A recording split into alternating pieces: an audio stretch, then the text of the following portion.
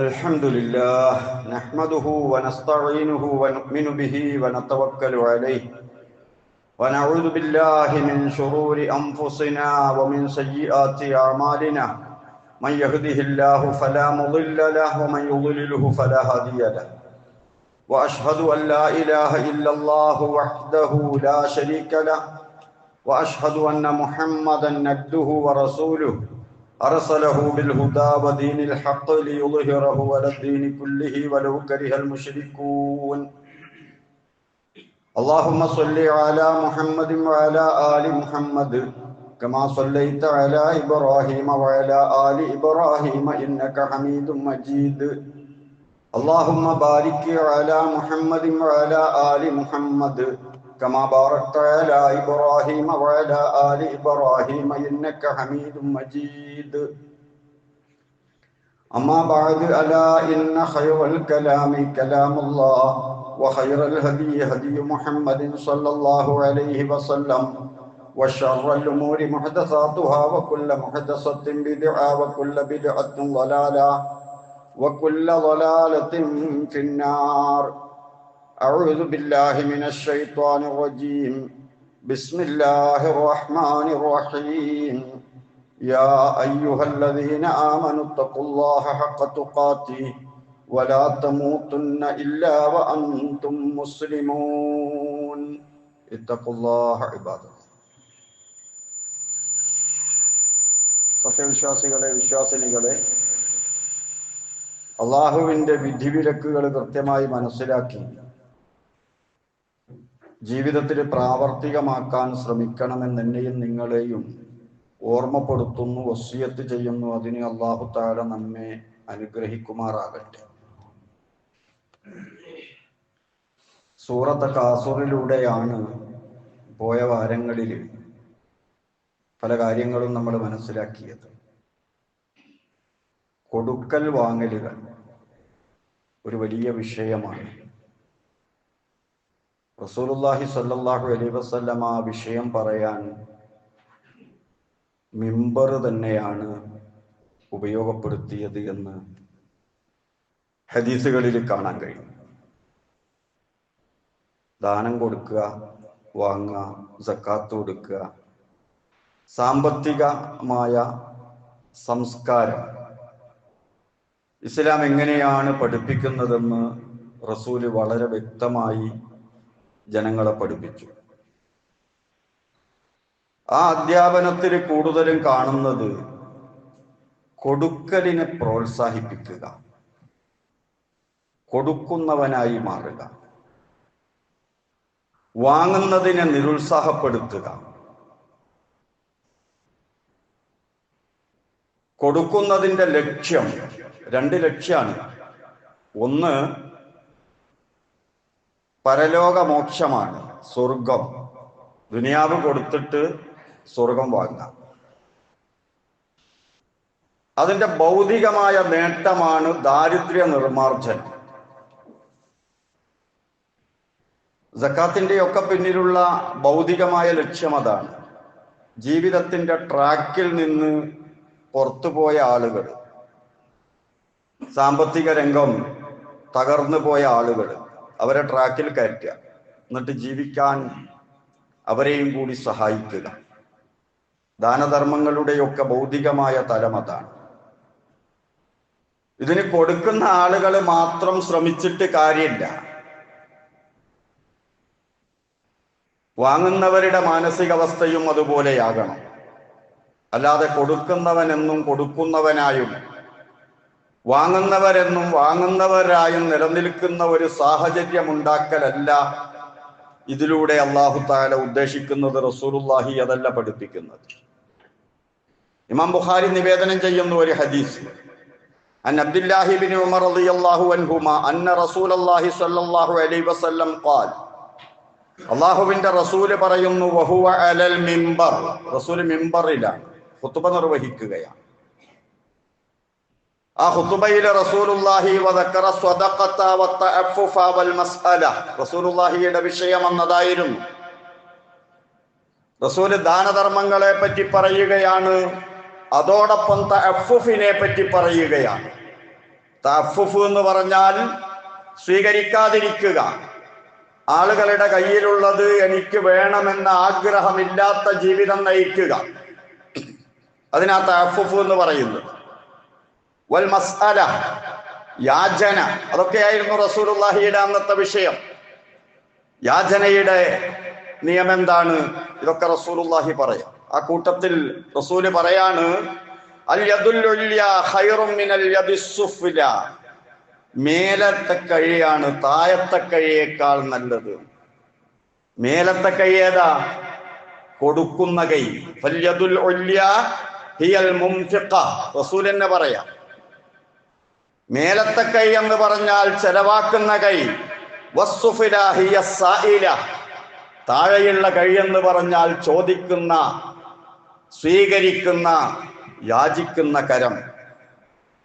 അതിനേക്കാൾ നല്ലത് മേലത്തെ കരമാണെന്ന് മഹാനായ റസൂലുള്ളാഹി സ്വല്ലല്ലാഹു അലൈഹി വസല്ലം ഇമാം ബുഖാരി നിവേദനം ചെയ്ത ഹദീസിൽ കാണാം. ഇങ്ങനെ റസൂല് മിമ്പറിൽ വെച്ച് വരെ ഈ വിഷയം പറയാൻ മദീനത്ത് അതിനനുബന്ധമായ ചില പാശ്ചാത്തലങ്ങളുണ്ട്. ആയത്തുകൾക്ക് മാത്രമല്ല അവതരണ കാരണം. റസൂലുള്ളാഹി സ്വല്ലല്ലാഹു അലൈഹി വസല്ലമയുടെ ജീവിതം ഖുർആനാണല്ലോ. ഖുർആൻ നമ്മൾ ഈ കാണുന്ന രണ്ട് ചട്ടക്കുള്ളിലുള്ള അത് മാത്രല്ല ഖുർആൻ. പിന്നെയോ നമ്മൾ ജീവിക്കുന്ന ഈ കൗന് ഖുർആനാണ്, ഖുർആനിന് തുല്യമാണ്. കൗൻ, പ്രകൃതി. ആ പ്രകൃതിയിലുള്ള പ്രതിഭാസങ്ങളെ സംബന്ധിച്ച് അല്ലാഹു തആല ആയത്ത് എന്നാ പറഞ്ഞത്. ആയത്ത്, സൂര്യൻ ആയത്താണ്, സസ്യങ്ങൾ ആയത്താണ്, മഴ ആയത്താണ്. ആയത്താണ് എന്ന് പറഞ്ഞാൽ അള്ളാഹുവിനെ ഖുർആനിലൂടെ മനസ്സിലാക്കുന്നത് പോലെ ഇതിലൂടെ അള്ളാഹുവിനെ മനസ്സിലാക്കാം. ഖുർആൻ അള്ളാഹുവിന്റെ കലാമാണ്, കൗന് അള്ളാഹുവിന്റെ ഖൽഖാണ്, ഫീലാണ്, അള്ളാഹിന്റെ പ്രവൃത്തിയാണിത്. ഈ കൗന് പ്രകൃതി, ഖുർആനോ അള്ളാഹുവിന്റെ കലാം, റസൂലോ ജീവിക്കുന്ന ഖുർആൻ. കാന ഖുലുഖുൽ ഖുർആൻ, ജീവിക്കുന്ന ഖുർആൻ. അപ്പൊ റസൂൽ സല്ലല്ലാഹു അലൈഹി വസല്ലമയുടെ ഹദീസല്ലേ ഞാൻ ഖുർആനിൽ കണ്ടാലേ എന്നുള്ള ന്യായവും കാര്യങ്ങളൊന്നും ഒരു മുഅ്മിനിനെ സംബന്ധിച്ചിടത്തോളം യോജിച്ചതല്ല. റസൂല് പറയാണ്, ഇത് പറയാനുള്ള കാരണം ഹക്കീം ഇബ്നു ഹിസാം എന്ന ഒരു സഹാബി വന്നിട്ട് റസൂലുള്ളാഹി സ്വല്ലല്ലാഹു അലൈഹി വസല്ലമയോട് ചോദിച്ചു. അദ്ദേഹത്തിന് എന്തൊക്കെയോ ആവശ്യമുണ്ടായിരുന്നു. ഇവിടെയാണെങ്കിൽ റസൂലാണ് എല്ലാവർക്കും ഇങ്ങനെ കൊടുത്തോണ്ടിരിക്കുന്നത്, എനിക്കും വേണമെന്ന് പറഞ്ഞു. റസൂൽ സല്ലല്ലാഹു അലൈഹി വസല്ലമ കൊടുത്തു. അദ്ദേഹം തന്നെ പറയാ, ഞാൻ റസൂലിനോട് ചോദിച്ചു, എനിക്ക് തന്നു.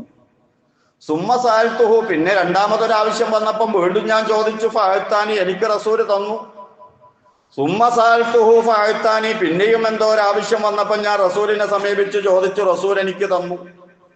സുമ്മ ഖാല, എന്നിട്ട് റസൂല് പറഞ്ഞു, യാ ഹക്കീം, ഹക്കീമേ, ഇന്ന ഹാദൽ മാല ഖളറത്തുൻ ഹുൽവ, ഈ ധനം എന്ന് പറയുന്ന സാധനം ഉണ്ടല്ലോ, അത് നല്ല മധുരമുള്ളതാണ്, നല്ല ചന്തമുള്ളതാണ്, നല്ല തുടുത്തു നിൽക്കുന്ന സാധനമാണ്. ഒരാകർഷണമുള്ള വസ്തുവാണ് ധനം, മുതല്. അത് കണ്ടാൽ തന്നെ എനിക്ക് കിട്ടണമെന്ന് മോഹിച്ചു പോകും. അതോടൊപ്പം തന്നെ അത് നല്ല മധുരമുള്ളതുമാണ്. ജീവിതത്തിൽ നല്ല അനുഭവം. അതല്ലേ പൈസ കിട്ടിയാ പുളിക്കോ എന്നൊക്കെ ചോദിക്കുന്നത്. പുളിക്കൂല, മധുരിക്കായിയ. നല്ല മധുരമുള്ള ചന്തമുള്ള സാധന ഹക്കീമേ ഈ പൈസ. എന്നാ ഫമൻ അഖദഹു ബിസഖാബത്തി നഫ്സിൻ ബൂരിക ലഹു ഫീഹി, ആർക്കെങ്കിലും മാനസിക സംതൃപ്തിയോടുകൂടി പൈസ കിട്ടുകയാണെങ്കിൽ അതിൽ ബർക്കത്തുണ്ടാവും. പൈസ നമ്മുടെ കയ്യിലേക്ക് വരുന്ന സമയത്ത് മാനസിക സംതൃപ്തി ഉണ്ടാകണം. ആർക്ക്? ഇത് കിട്ടിയോനും മാനസിക സംതൃപ്തി ഉണ്ടാകണം, കൊടുത്തോനും മാനസിക സംതൃപ്തി ഉണ്ടാകണം. എന്നാൽ മാത്രമേ പൈസയിൽ ബർക്കത്തുണ്ടാവൂ എന്ന് റസൂലുള്ളാഹി സ്വല്ലല്ലാഹു അലൈഹി വസല്ലം. ഒരാൾ എന്തെങ്കിലും ഒന്ന് കൊടുക്കുകയാണെങ്കിൽ അവന്റെ അവസാനത്തെ ഇഷ്ടം മുറിഞ്ഞിട്ട് കൊടുക്കണം, ആഖിറത്തിലേക്ക് നീക്കി വെക്കുക.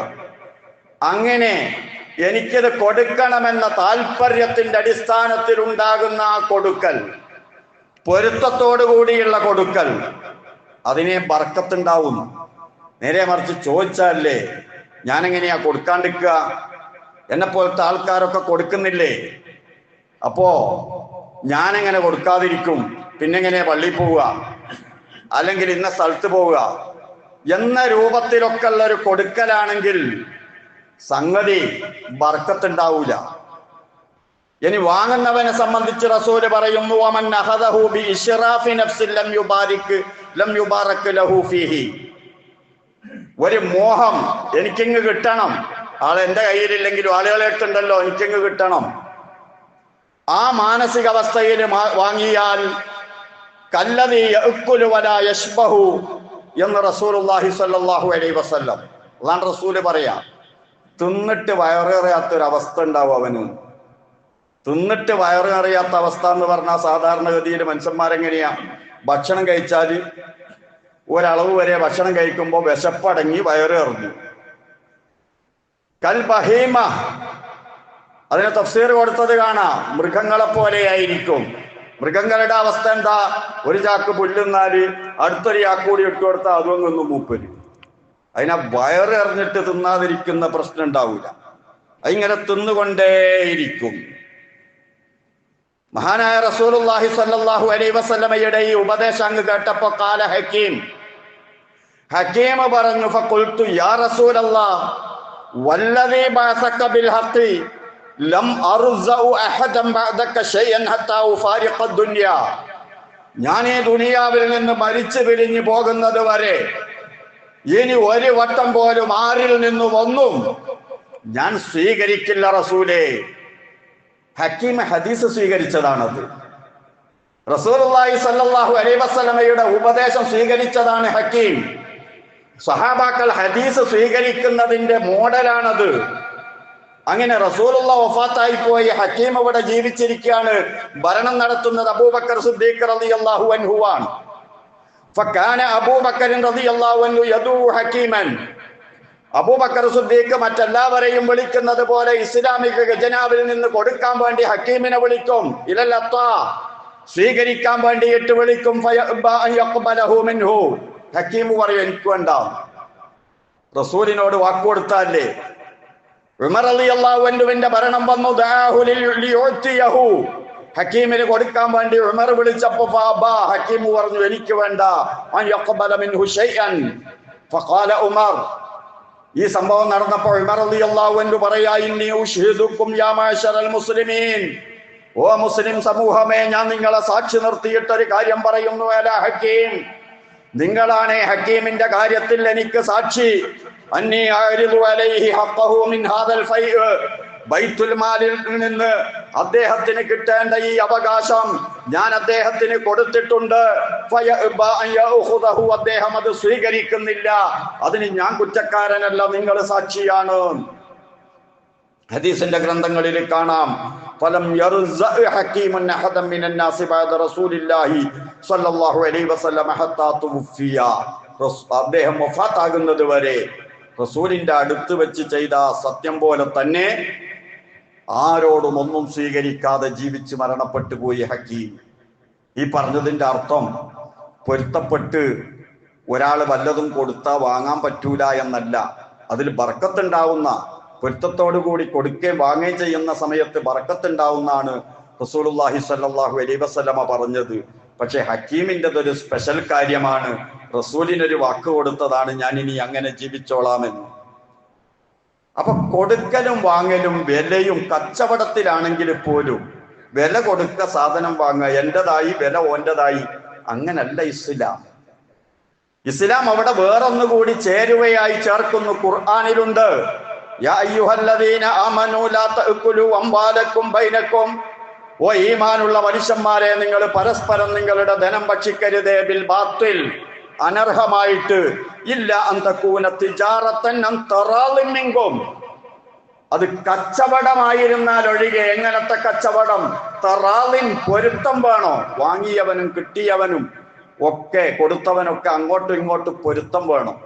അതുകൊണ്ടല്ലേ അറബികള് എന്തെങ്കിലും വാങ്ങിയാല് അഹ്മദ് റളീദ്, പൊരുത്തപ്പെട്ടോ, തൃപ്തിപ്പെട്ടോ എന്ന് ചോദിക്കാറുണ്ട്. കാരണം പൈസ കൊടുത്താൽ സാധനം കിട്ടും, അത് വീട്ടിലേക്ക് കൊണ്ടുപോവാ. പക്ഷെ അതിന്റെ കൂടെ ബർക്കത്ത് കൂടി കിട്ടണം. ബർക്കത്ത് കിട്ടണമെങ്കിൽ ഈ വിറ്റ ആളുടെ പൊരുത്തം കൂടി വേണം. അതുപോലെ തന്നെ അതിന്റെ വിലക്ക് മറ്റവന് ബർക്കത്ത് കിട്ടണമെങ്കിൽ വാങ്ങിയവന്റെ പൊരുത്തവും കൂടി വേണം. പരസ്പരമുള്ളൊരു മാനസിക സംതൃപ്തി, അതാണ് ബർക്കത്തിന് അല്ലാഹു തആല ഷർത്താക്കിയിരിക്കുന്നത്. സാധാരണഗതിയിൽ പറയാറില്ലേ, ചില സാധനങ്ങളൊക്കെ വാങ്ങിയിട്ട് ഓനോട് എന്ത് വാങ്ങിയാലും ബസാവൂല. അല്ലെങ്കിൽ ചില ആളുകളെ പറ്റി പറയും, അവരോട് വാങ്ങിയാല് അതിന് നല്ല ബർക്കത്താണ്. എന്താ കാരണം? ചില ആളുകളുണ്ട്, എന്തെങ്കിലും വിറ്റാല് എനിക്ക് കിട്ടിയ വില കുറഞ്ഞോയോ, ഒന്നുകൂടി പേഞ്ഞാല് കുറച്ചുകൂടി കിട്ടുമായിരുന്നു. അപ്പൊ പൊരുത്തങ്ങ് വന്നിട്ടില്ല, തൃപ്തി ഇങ്ങ് വന്നിട്ടില്ല. ആ മാനസികാവസ്ഥ ഉള്ള ആളുകളോട് വാങ്ങുമ്പോ ഇപ്പറഞ്ഞ ബർക്കത്തുണ്ടാവൂല. നേരെ മറിച്ച് ചില ആളുകളുണ്ട്, അവരെന്തെങ്കിലും വിറ്റാൽ വാങ്ങിയിട്ട് കൊണ്ടുപോകുമ്പോ അല്ലാഹ് ഇതുകൊണ്ട് അദ്ദേഹത്തിന് ഉപകാരം കിട്ടണേ, എനിക്കിപ്പോ അദ്ദേഹത്തിന്റെ പൈസയൊക്കെ കിട്ടി, അദ്ദേഹത്തിന് നഷ്ടം വന്നു പോകരുതേ എന്ന ഒരു പ്രാർത്ഥന, ഒരു പൊരുത്തത്തിന്റെ പ്രാർത്ഥന, ആ പ്രാർത്ഥനയിൽ വരുന്നതാണ് ബർക്കത്ത്. ഇതൊക്കെ റസൂലുള്ളാഹി ഹദീസിലൂടെയും അല്ലാഹു തആല ഖുർആനിലൂടെയും നമ്മെ പഠിപ്പിക്കുന്നുണ്ട്. അപ്പോൾ ഈ ദുനിയാവുമായുള്ള മാനസികാവസ്ഥ കൂടി ഇതിന്റെ ഉള്ളിലൂടെ അല്ലാഹു തആല നമ്മെ പഠിപ്പിക്കുകയാണ്. കൊടുക്കുന്നവന്റെ ദുനിയാവുമായുള്ള പിടുത്തം വിടാതെ കൊടുത്തിട്ട് കാര്യമില്ല. എന്താണ് ഈ ദുനിയാവ്? മരണത്തോടുകൂടി തീർന്നു പോകുന്നതൊക്കെ ദുനിയാവാണ്. ദാരിദ്ര്യമില്ലേ, അത് മരണത്തോടുകൂടി തീർന്നു പോകും. ഐശ്വര്യമില്ലേ, അതും മരണത്തോടുകൂടി തീർന്നു പോകും. നമ്മുടെ രോഗം മരണത്തോടുകൂടി കഴിഞ്ഞു, നമ്മുടെ ആരോഗ്യവും മരണത്തോടുകൂടി കഴിഞ്ഞു. നാം ഇന്നിവിടെ ഉപയോഗിച്ചു കൊണ്ടിരിക്കുന്ന എല്ലാം മരണത്തോടുകൂടി കഴിഞ്ഞു. അങ്ങനെ മരണത്തോടുകൂടി തീർന്നു പോകുന്നത് മുഴുവനും ദുനിയാവാ. ആ ദുനിയാവിന് വേണ്ടി ജീവിച്ചാൽ ഹസാറ, നഷ്ടാണെന്ന് ഖുർആൻ.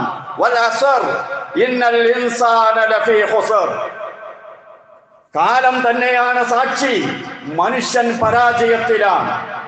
ഒരു 4 കാര്യം മാത്രം എണ്ണി പറഞ്ഞല്ലോ, അതല്ലാത്ത മുഴുവനും നഷ്ടത്തിലാണ് കലാശിക്കുക.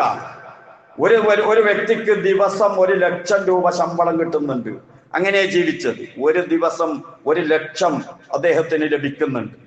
അങ്ങനെയുള്ളൊരു ജീവിതം. ആ മനുഷ്യന്റെ ജീവിതത്തിലും ഈ പറഞ്ഞ 4 കാര്യങ്ങളില്ലെങ്കിൽ അദ്ദേഹവും ഈ ആയത്തിന്റെ വരുതിയിൽ വരുന്നു ഖസാറയുടെ, അദ്ദേഹത്തിന്റെ ജീവിതവും നഷ്ടമാ. കാരണം ഉണ്ടാക്കി വെക്കുന്നത് മുഴുവനും മരണത്തോടുകൂടി തീർന്നു പോകുന്നതാണ്. നേരെ മറിച്ച് മരിച്ചതിന് ശേഷവും ഉപകരിക്കുന്ന വല്ലതും അവന്റെ ജീവിതത്തിൽ ഉണ്ടെങ്കിൽ അതാണ് ലാഭം എന്ന് പഠിപ്പിക്കുന്ന സൂറത്തുൽ അസ്ർ. വളരെ വ്യക്തമാണ്. അല്ലാഹു സുബ്ഹാനഹു വ തആല വളരെ വ്യക്തമായി ഇത്തരം കാര്യങ്ങളൊക്കെ നമ്മെ പഠിപ്പിക്കുന്നുണ്ട്. പണത്തോടൊപ്പം ആർത്തിയും മനുഷ്യനുണ്ടെങ്കിൽ അവന് കൊടുക്കാൻ കഴിയൂല, കൊടുത്താലും കൂലിയിട്ടൂല. കാരണം ഈ ആർത്തിയോടുകൂടിയുള്ള എങ്ങനെ കൊടുക്കാണ്ടിരിക്കുക എന്നുള്ള കൊടുക്കലല്ലേ. അപ്പൊ ആർത്തി ഉണ്ടാകരുത്, ലുപ്തതയുണ്ടാകരുത്. പണം മാത്രം പോരാ, ആർത്തിയില്ലാത്ത ഒരവസ്ഥ കൂടി മനസ്സിന് ലഭിക്കണം. അങ്ങനത്തെ ആളുകൾക്ക് കൊടുക്കാൻ കഴിയുള്ളൂ. ഇതാണ് ഖുർആൻ പഠിപ്പിക്കുന്നത്, അതാണ് റസൂലുള്ളാഹി സ്വല്ലല്ലാഹു അലൈഹി വസല്ലമ പഠിപ്പിക്കുന്നത്. ഇനി ലുബ്ധതയും ആർത്തിയുള്ള ആളുകളാണെങ്കിലോ അവര് സ്വയോട്ട് കൊടുക്കുകയില്ല, ബാക്കിയുള്ള ആളുകളെ കൊടുക്കാൻ അവരോട്ട് സമ്മതിക്കുകയില്ല. കൊടുക്കുന്നവരെ കുറ്റം പറഞ്ഞുകൊണ്ടിരിക്കും. ഇത് ലുബ്ധന്മാരായ മുതലാളിമാരുടെ സ്വഭാവമാണ്. ഖുർആൻ പറയുന്നുണ്ട്, വളരെ വ്യക്തമായി സൂറ തൗബയിൽ പറയുന്നുണ്ട്, ലുബ്ധന്മാരുടെ മനഃശാസ്ത്രം അതാണ്. അങ്ങനെയാണല്ലോ ചില മാരക രോഗമുള്ള ആൾക്കാരൊക്കെ വിചാരിക്കും പോലും, എയ്ഡ്സ് ഒക്കെ പിടിപെട്ട ആളുകൾ എന്നാ പിന്നെ എല്ലാവർക്കും ആയിക്കോട്ടെ, കുഷ്ഠരോഗികളൊക്കെ അങ്ങനെ വിചാരിക്കുന്നൊക്കെ പറയുന്നത് കേൾക്കാം, അല്ലാഹു ആലം. അപ്പൊ അതുപോലെ ഒരു ലുബ്ധനായ വ്യക്തി ഉണ്ടെങ്കിൽ ബാക്കിയുള്ള നാട്ടിലുള്ള ആളുകളൊക്കെ ദാനധർമ്മമൊക്കെ ഇങ്ങനെ ചെയ്തോണ്ടിരിക്കുമ്പോ ഞാനും അതുപോലെ തന്നെ കൊടുക്കേണ്ടി വരൂലേ? അപ്പൊ ലുബ്ധതയ്ക്കൊരു മറപിടിക്കാൻ വേണ്ടി ദാനധർമ്മത്തെ നിരുത്സാഹപ്പെടുത്തുന്ന വർത്തമാനം അത്തരം ആളുകളുടെ ഭാഗത്തു നിന്നുണ്ടാകുമെന്ന് സൂറത്തു തൗബ. അള്ളാഹു പറയുന്നു, വല്ലദീന യൽമിസൂനൽ മുത്തവ്വിഈന മിനൽ മുഅ്മിനീന ഫിസ്സദഖാത്ത്. ദാനധർമ്മത്തിന് സ്വയം സന്നദ്ധരാകുന്ന സമ്പന്നരെ ഇത്തരം ആളുകൾ അധിക്ഷേപിക്കും. മുത്തവ്വിഈന എന്നാ അവിടെ പറഞ്ഞത്. നിർബന്ധദാനം കൊടുക്കുക മാത്രമല്ല, അവര് സ്വമേധയാ പാവങ്ങൾക്ക് ദാനധർമ്മങ്ങൾ ചെയ്യണമെന്ന് ആഗ്രഹിച്ചുകൊണ്ട് ദാനധർമ്മങ്ങൾ ചെയ്യുകയാണ്. അങ്ങനെ ചെയ്തുകൊണ്ടിരിക്കുമ്പോ അതുപോലെ മറ്റുള്ളവരും ചെയ്യേണ്ടി വരൂലേ? അങ്ങനെ ചെയ്യാതിരിക്കാൻ വേണ്ടിയിട്ട് ഈ ദാനധർമ്മങ്ങൾ കൊടുക്കുന്ന സമ്പന്നരെ ഈ ലുബ്ധതയുള്ള ആളുകൾ ആക്ഷേപിച്ചു കൊണ്ടിരിക്കും. സമ്പന്നരായ ദാനധർമ്മങ്ങൾ ചെയ്യുന്നവരെ മാത്രമല്ല, തുടർന്നിട്ട് അല്ലാഹു തആല പറയുന്നു, നാട്ടിൻപുറങ്ങളിൽ ചില ആളുകൾ ഉണ്ടാകും, അവർ കൂലിപ്പണി എടുത്തിട്ടാണ് ജീവിക്കുന്നത്. കൊടുക്കാൻ മാത്രമൊന്നും അവരുടെ കയ്യിലില്ല. പക്ഷേ എന്നിട്ടും ഞങ്ങൾക്കും വേണ്ടേ ആഖിറത്തിന് വല്ലതും എന്ന് മനസ്സിലാക്കിയിട്ട് ആ പണിയെടുത്ത് കിട്ടുന്നതിൽ നിന്ന് അല്പമെങ്കിലും ദാനം ചെയ്യുന്ന ദാനശീലരായ ആളുകൾ ഉണ്ടാകും. അല്ലാഹു പറയുന്നു, വല്ലദീന ലാ യജിദൂന ഇല്ലാ ജുഹദഹും ഫയസ്ഖറൂന മിൻഹും. അവർക്ക് സാമ്പത്തിക അടിത്തറയില്ല, കൂലിപ്പണിക്കാരാണ്, അധ്വാനിച്ച് ജീവിക്കുന്നവരാണ്. അവർക്ക് കിട്ടുന്ന കൂലിയിൽ നിന്നും വല്ലതും ധർമ്മം ചെയ്യുകയാണവർ. അങ്ങനെയുള്ള ആളുകളെയും ഈ പറഞ്ഞ വിഭാഗം പരിഹസിക്കും. പിടിയലെല്ലാം കുത്തല്ലിങ്ങനെ പറയും, ഇപ്പൊ എന്റെ അടുത്ത് വായ്പക്ക് വന്നിക്ക് ഇന്നലെ 100 റുപ്യ സംഭാവന കൊടുക്കുന്നത് ഞാൻ കണ്ടതാന്നൊക്കെ പറയും. വേണമെങ്കിൽ അല്ലേ, ഓനെന്തിനാ ഇത് കൊടുക്കുന്നത്, കൊടുക്കാൻ ഞങ്ങളെപ്പോലത്തെ ആൾക്കാരൊക്കെ ഇവിടെ ഇല്ലേ എന്നൊക്കെ പറഞ്ഞിട്ട് പാവങ്ങൾ വല്ലതും കൊടുത്താൽ അതിനെപ്പോലും പരിഹസിക്കുന്ന സ്വഭാവക്കാരുണ്ട്. എന്നാ സംഗതി അറിയോ? അള്ളാഹ് തുടർന്ന് പറയുന്നു, സഹറല്ലാഹു മിൻഹും. അള്ളാഹ് അവരെ തിരിച്ചങ്ങോട്ട് ആക്ഷേപിക്കുകയാണ്. അള്ളാഹ് ആക്ഷേപിക്കുക. അള്ളാന്റെ ആക്ഷേപം ഇവരുടെ ആക്ഷേപം പോലെയല്ല. വലഹും അദാബുൻ അലീം. വേദനയേറിയ ശിക്ഷയുണ്ടവർക്ക്. അല്ലാഹു തആല കുറച്ച് കൂടുതലങ്ങ് കൊടുത്തു എന്ന് കരുതിയിട്ട് ഈ രൂപത്തിലുള്ള പാവങ്ങളുടെ നേരെയുള്ള പരിഹാസ സ്വരങ്ങളില്ലേ, അതല്ലെങ്കിൽ പാവപ്പെട്ടവർക്ക് വല്ലതും കൊടുക്കുന്ന അവസ്ഥയെ അവഗണിക്കുന്ന വിധത്തിൽ, അതിനെ ആക്ഷേപിക്കുന്ന വിധത്തിലുള്ള സംസാരങ്ങളും പ്രവർത്തനങ്ങളുമില്ലേ, അതൊക്കെ ചെയ്യുന്ന ആളുകളെ അല്ലാഹ് വിടൂല എന്ന് അല്ലാഹു തആല വളരെ വ്യക്തമായി ഖുർആനിലൂടെ പറയുകയാണ്. പരിഹാസത്തിന് ഒരുപാട് തലങ്ങളുണ്ട്. അത് ഈ സാമ്പത്തിക രംഗത്ത് മാത്രമല്ല. സാമ്പത്തിക രംഗത്ത് പരിഹാസം വല്ലാത്ത പരിഹാസം തന്നെയാണ്. അതിൻ്റെ എല്ലാ തലങ്ങളെയും ഉൾക്കൊള്ളിച്ചുകൊണ്ട് വിശുദ്ധ ഖുർആൻ ഒരു സൂറ തന്നെ നമ്മളോട് പറയുന്നുണ്ട്. അതുകൊണ്ട് പരമാവധി എല്ലാവിധ പരിഹാസങ്ങളിൽ നിന്നും മാറി നിന്ന് അള്ളാഹുവിന്റെ വിധിവിലക്കുകൾ അനുസരിച്ച് ജീവിക്കാൻ പരിശ്രമിക്കണമെന്ന് ഓർമ്മപ്പെടുത്തുന്നു. അള്ളാഹു തൗഫീഖ് നൽകുമാറാകട്ടെ.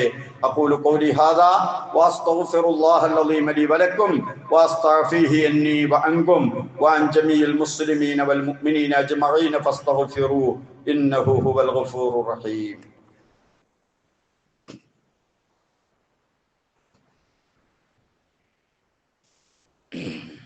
അൽഹംദുലില്ലാഹ് വസ്സലാത്തു വസ്സലാമു അലാ റസൂലില്ലാഹ് വഅലാ ആലിഹിൽ ഫായിസീന ബിറിളല്ലാഹ് ഊസീകും ഇബാദല്ലാഹി വഇയ്യായ ബിത്തഖ്വല്ലാഹ്. സത്യവിശ്വാസികളെ, വിശ്വാസിനികളെ, അള്ളാഹുവിന്റെ വിധിവിലക്കുകൾ അനുസരിച്ച് ജീവിക്കണേ എന്നൊരിക്കൽ കൂടി എന്നെയും നിങ്ങളെയും ഓർമ്മപ്പെടുത്തുന്നു, വസിയ്യത്ത് ചെയ്യുന്നു. അള്ളാഹു അതിന് നമ്മെ അനുഗ്രഹിക്കുമാറാകട്ടെ. അള്ളാഹു പറയുന്നു, വൈലുൽ ലികുല്ലി ഹുമസത്തിൽ ലുമസ. കുത്തി നോവിക്കുന്ന, അവഹേളിക്കുന്ന ഏതൊരാൾക്കും നാശം. ആരെയും കുത്തി നോവിക്കരുത്, ആരെയും അവഹേളിക്കരുത്. ഈ രൂപത്തിൽ അവഹേളിക്കുകയും കുത്തി നോവിക്കുകയും ചെയ്യുന്ന ആളുകൾക്ക് മറ്റുള്ളവർക്ക് വല്ല വിധത്തിലും വല്ല സന്തോഷവും ലഭിക്കണമെന്ന് ഒരാഗ്രഹവും ഉണ്ടാവില്ല എന്ന് തന്നെയല്ല, അവരുടെ സ്വന്തം കാര്യത്തിൽ അതീവ ശ്രദ്ധ ചെലുത്തുന്ന ആളുകളായിരിക്കും അവർ. അതുകൊണ്ട് തന്നെ അവരുടെ സ്വഭാവം അല്ലാഹു പറയുന്നു, അല്ലദീ ജമഅ മാലൻ വഅദ്ദദ. അവരുടെ പണി തന്നെ പൈസ ഉണ്ടാക്കിയിട്ട് എണ്ണിവെക്കലാണ്. പൈസ ഉണ്ടാക്കി എണ്ണിവെക്കുക, ആരാന്റെ കുറ്റം പറയാം. ആരാൻ ഒരു ഉപകാരവും അവർ ചെയ്യൂല. കാര്യങ്ങളിങ്ങനെ നാട്ടിൽ ആരൊക്കെയോ നടത്തിക്കൊണ്ടിരിക്കും. ഇവരിങ്ങനെ പൈസ ഉണ്ടാക്കി ആളുകളുടെ കുറ്റം പറഞ്ഞുകൊണ്ടിരിക്കും. പൈസ എണ്ണിവെക്കും. ആ പൈസയുടെ ഹുക്കൂക്കുകൾ അവരെണ്ണൂല. അതിനൊരുപാട് അവകാശികളും ഉണ്ട്. അതൊന്നും എണ്ണൂല. പൈസ ഉണ്ടായി എണ്ണിയിട്ട് ഇങ്ങനെ കൊണ്ടാച്ചോണ്ടിരിക്കും. യഹ്സബു അന്ന മാലഹു അഖ്ലദ. അവന്റെ ധനം അവനൊരു ശാശ്വത ജീവിതം നൽകുമെന്നാണ് അവന്റെ വിചാരം. ഇല്ല, ആ ധനം ഒരിക്കലും അവന് ശാശ്വത ജീവിതം നൽകില്ല. കല്ലാ, വേണ്ടട്ടോ. ലയുംബദന്ന ഫിൽ ഹുത്തമ. അവനെ കൊണ്ടുപോയി ഹുത്തമയിലിടും. എന്താണ് ഈ ഹുത്തമ? അല്ലാഹ് പറയുന്നു, വമാ അദ്റാക മൽ ഹുത്തമ. നിനക്കറിയോ ഹുത്തമ എന്താണെന്ന്? നാറുല്ലാഹിൽ മുഖദ. അല്ലാഹുവിന്റെ ആളിക്കത്തുന്ന അഗ്നിയാണ്. ഇവൻ എങ്ങനെയാണോ പൈസ പെട്ടിയിലിട്ട് പൂട്ടിയത്, അതുപോലെയാണ് നരകത്തിലിട്ട് അവനെ പൂട്ടുന്നത്. സാധാരണ നരകത്തിലല്ല, വൃത്തമേലിട്ട് പൂട്ടും. പൈസ പൂട്ടിയതുപോലെ. അല്ലത്തീ തത്തലിയു അലൽ അഫ്ഇദ. അവന്റെ ഹൃദയത്തിലേക്ക് ആളിക്കത്തുന്ന തീയാണ്. ആ ഹൃദയത്തിൽ നിന്നുള്ള വൃത്തികേടുകളാണ് നാവിലൂടെ ദുനിയാവിൽ ജീവിക്കുമ്പോൾ വന്നത്. ആ ഹൃദയത്തിലുള്ള അമിതമായ താല്പര്യമാണ്, ധനമോഹമാണ്. അത് എണ്ണിത്തിട്ടപ്പെടുത്തിയിട്ട് പെട്ടിയിൽ അടുക്കി വെക്കാൻ, എണ്ണിത്തിട്ടപ്പെടുത്തി പൂട്ടിവെക്കാൻ അവനെ പ്രേരിപ്പിച്ചത്. ആ ഹൃദയം കത്തിക്കാതെ നമ്മൾ വിടൂല. ഇന്നഹാ അലൈഹിം മുഅ്സദ. അതിനുള്ളിലിട്ട് അടച്ചു വെക്കും. പൈസ പൂട്ടിവെച്ചതുപോലെ ഈ മനുഷ്യനെ നരകത്തിലിട്ട് പൂട്ടിവെക്കും. ഖിയമദിൻ മുമദ്ദദ. കള്ളം കൊണ്ടുപോകില്ലല്ലോ പൈസ. അതുപോലെ ആ പെട്ടിയിൽ നിന്ന് രക്ഷപ്പെടാൻ കഴിയില്ല. നീണ്ട സ്തംഭങ്ങളിൽ പിടിച്ച് കെട്ടുകയും ചെയ്യും. ഒരടച്ചിട്ട നരകത്തിൽ ഒരു വലിയ തൂണിൽ കെട്ടിയിടുന്ന അവസ്ഥ അവനുണ്ടാകുമെന്ന് അല്ലാഹു തആല നമ്മോട് പറഞ്ഞു തരികയാണ്. അതുകൊണ്ട് സമ്പത്തിനോടുള്ള മാനസികാവസ്ഥ നല്ലോണം ശ്രദ്ധിക്കണം. നമ്മളൊക്കെ ഈ ദുനിയാവിൽ നിന്ന് പിരിഞ്ഞു പോകുന്ന അവസ്ഥയെ കുറിച്ച് ആലോചിക്കണം. ആ വിവരം ലഭിക്കലാണ് നമുക്ക് ഈ ദുനിയാവിൽ ജീവിക്കുമ്പോൾ ലഭിച്ചതെങ്കിൽ നമ്മൾ രക്ഷപ്പെട്ടു. ഇനി അതല്ല, നമ്മുടെ ഡ്യൂട്ടിയൊക്കെ ഇവിടെ ഇങ്ങനെ ആസ്വദിക്കലാണ് എന്ന് മനസ്സിലാക്കി അങ്ങ് ജീവിച്ചു പോയാൽ നമ്മുടെ ജീവിതം തീർന്നു. കുറെ കാര്യങ്ങള് ഇസ്ലാമികമായി ചെയ്താൽ മാത്രം പോരാ. നമസ്കാരം, നോമ്പ്, ഹജ്ജ്, സക്കാത്ത് ഇതുപോലുള്ള കാര്യങ്ങൾ ചെയ്താൽ മാത്രം പോരാ. നമ്മൾ ഈ ജീവിക്കുന്ന ദുനിയാവിനെ സംബന്ധിച്ച് കൃത്യമായ ഒരു ബോധം നമുക്കുണ്ടാകണം. എന്താണ് ഈ ദുനിയാവ്? എപ്പോഴാണ് ഇത് തുടങ്ങിയത്? ഞാൻ എങ്ങനെയാണ് ഇവിടെ വന്നത്? ഞാൻ ഇവിടുന്ന് പോകുന്നത് എങ്ങോട്ടാണ്? ഈ ഒരു ഓർമ്മയൊക്കെ ജീവിതത്തിൽ ഉണ്ടാകുന്ന സമയത്തുണ്ടാകുന്ന പരിവർത്തനം, ആ പരിവർത്തനത്തിന്റെ പ്രതിഫലമാണ് സ്വർഗം. അതിനാണ് അല്ലാഹു തആല സ്വർഗം നൽകിയത്. ആരെയും പരിഹസിക്കാതെയുള്ളൊരു ജീവിതം, ആരെയും കുറ്റം പറയാതെയുള്ള ജീവിതം, കഴിവിന്റെ പരമാവധി ആളുകളെ സഹായിക്കുന്ന മാനസികാവസ്ഥയുള്ള ജീവിതം, ആളുകളുടെ കയ്യിലുള്ളത് വാങ്ങിയിട്ട് അധ്വാനിക്കാതെ എനിക്കങ്ങ് ജീവിച്ചു കളയാമെന്ന മൂഢമായ വൃത്തികെട്ട ധാരണ, അതെല്ലാം ഒഴിവാക്കിയിട്ട് ഒരു നല്ല മനുഷ്യനായി ജീവിക്കാൻ ഖുർആൻ ആയത്തുകൾ നമ്മെ ഉത്ബോധിപ്പിക്കുകയാണ്. റസൂലുള്ളാഹി അതിനു വേണ്ടി മിമ്പർ ഉപയോഗിക്കുകയാണ്. ലോകത്തിന് ഈ തത്വം കൈമാറുകയാണ്. അല്ലാഹു തആല ഇതെല്ലാം മനസ്സിലാക്കി ജീവിതം പരിവർത്തനപ്പെടുത്താൻ തൗഫീഖ് നൽകുമാറാകട്ടെ. അല്ലാഹുവേ, ഞങ്ങളുടെ ജീവിതത്തിൽ ഒരുപാട് അപാകതകൾ സംഭവിച്ചു പോയി. എല്ലാം പൊറുത്തു തരണേ റഹ്മാനെ. അല്ലാഹുവേ, ഈ ദുനിയാവിൽ ജീവിക്കുന്ന സമയത്ത് ഈ ദുനിയാവാകുന്ന മാഴയിൽ കുടുങ്ങി ഇതിന്റെ യാഥാർത്ഥ്യം മനസ്സിലാകാതെ ജീവിച്ച് മരണപ്പെട്ടു പോകുന്ന ഹതഭാഗ്യവാന്മാരായി ഞങ്ങളെ നീ ആക്കല്ലേ റഹ്മാനെ.